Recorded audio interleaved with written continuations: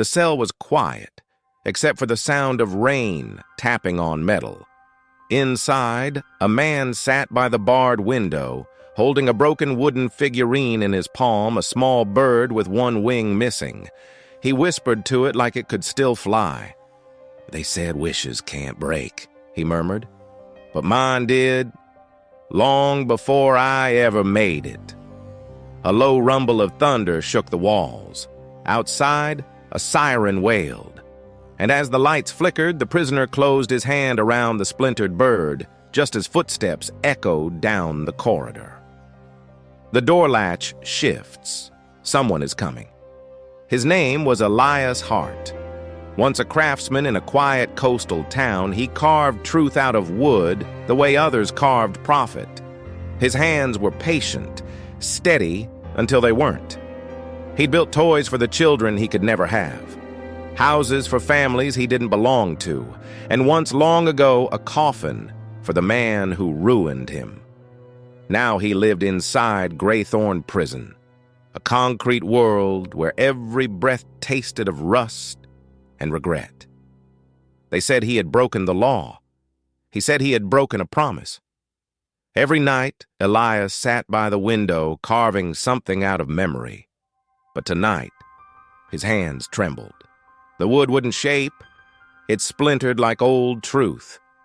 In the distance, a guard shouted. Another voice, a woman's, answered faintly from the intercom.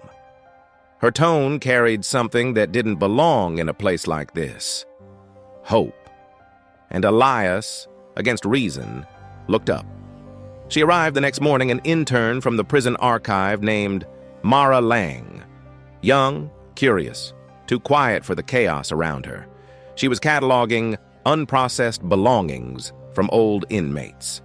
When she reached Elias's cell, she carried a box labeled Case for 412 Hart, Elias.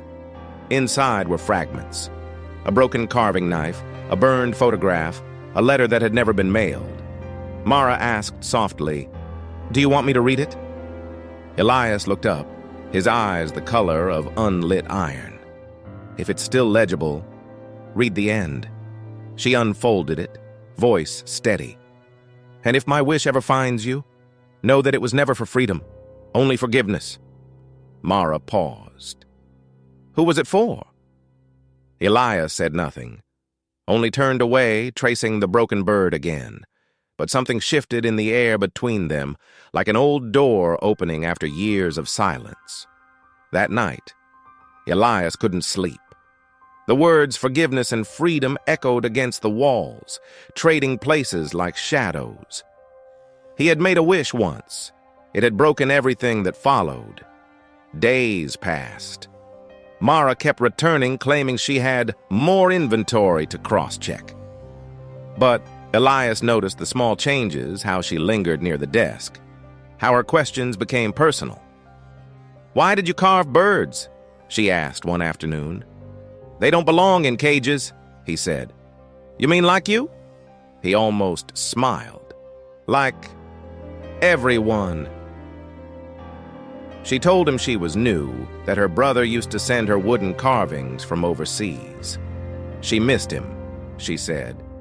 He hadn't written in years. Elias felt the quiet pierce through him. "Maybe he still will," he said. But the next day, Mara didn't show. Instead, a guard brought a notice. "Archive intern removed security violation." That night, the rain returned, harder, angrier. Elias held the broken bird against his chest. At midnight, a folded note slid under his cell door.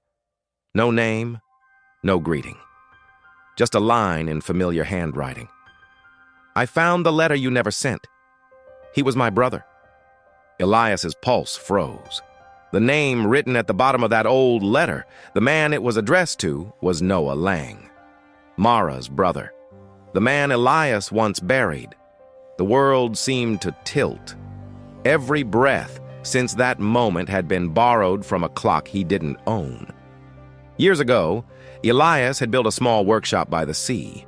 Noah Lang had been his apprentice, bright, ambitious, hungry for recognition. They'd carved together, sold together. But one stormed night, the gallery order had gone wrong. A sculpture fell, a deal was lost. And Noah accused Elias of betrayal. Words turned to shoves. One candle, one spark flame, and panic. When it was over, Noah lay still. The police called it negligence. Elias called it punishment. He confessed without defense. But what the reports never said was that Noah had survived long enough to whisper one final wish into Elias's ear. "Don't let my sister know I broke faith first." Elias had carried that wish like a sentence heavier than his cell. He wrote a letter, one that never reached her, asking forgiveness for keeping her brother's last secret. Now Mara knew, and the chain of silence had cracked open. 2 days later, she returned, no badge, no escort, just eyes rimmed red from crying. "You lied to me," she said. "I protected you," Elias replied quietly. "You killed him." He nodded. "I kept his wish, but it was a broken one." The words hung in the air, like shards of glass, truth, too sharp to hold. Mara stepped closer, trembling. "You don't get to decide which wishes stay broken." That night, Graythorn went into lockdown. A power failure swept the lower blocks. Guards ran, alarms wailed, doors sealed.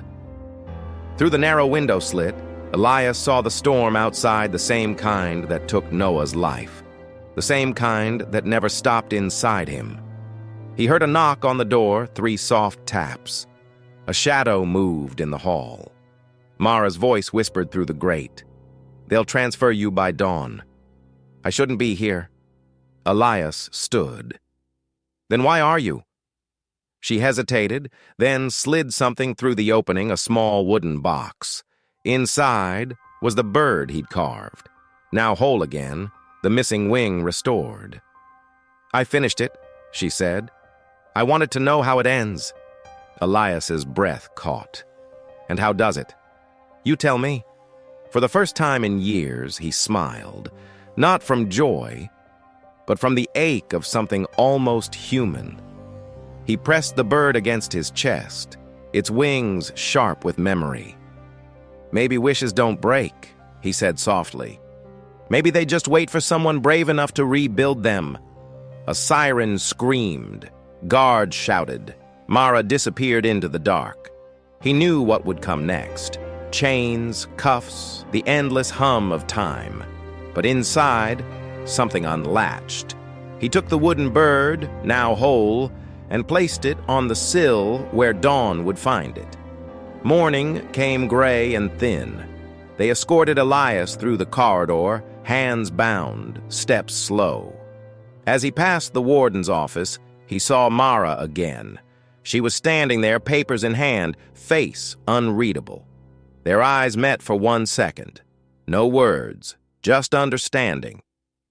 On the desk behind her lay the original letter, the one he'd written all those years ago, now stamped, delivered. He smiled faintly. "Then it's done," he whispered.